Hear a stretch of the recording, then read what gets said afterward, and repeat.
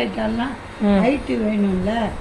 அப்போ என்ன பண்ண நான் என்ன சொல்லிட்டேன், இது இப்போ வந்து அந்த பை உள்ள இங்கே உள்ளர வச்சு கொஞ்சம் தைச்சிடலாம் உள்ள. அப்போ தேவைன்னும் போது பிரித்து மேலுக்கு ஏற்றிட்டு மீதி அப்படியே அடிச்சுக்கலாம். உங்கள் பொண்ணா புரியல? அங்கே அவருக்கு இதாக இருக்குது. இப்போ வந்து இந்த அளவு பெருசு.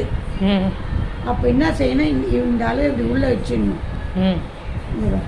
இப்போ கரெக்டாக இருக்கும் அவருக்கு.